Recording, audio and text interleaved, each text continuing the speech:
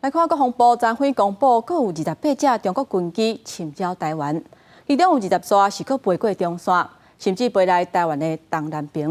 有专家就分析，这是中国伫咧回应美国、加拿大、甲韩国伫咧围海的联合军演。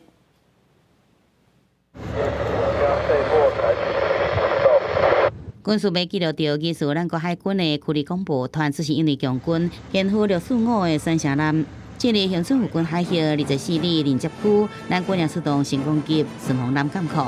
而天桥3反南飞弹车也被翕到已经进驻行损。不过国防部无证实，敢若宣布17早起总共查到28架次强机侵扰，包含歼10、歼16、空6、空警500、运9、运油200，也有彩虹无人机等。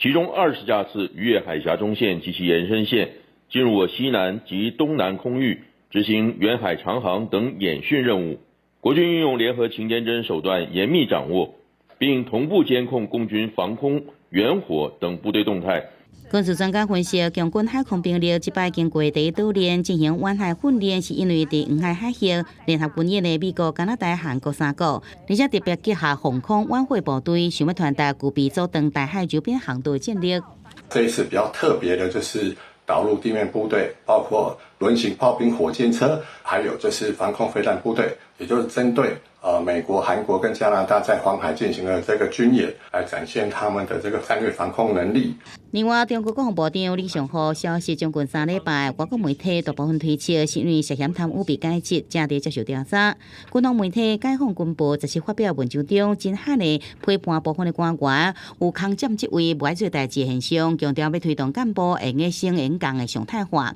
解决无作为的问题，引发外界真侪联想。记者综合报道。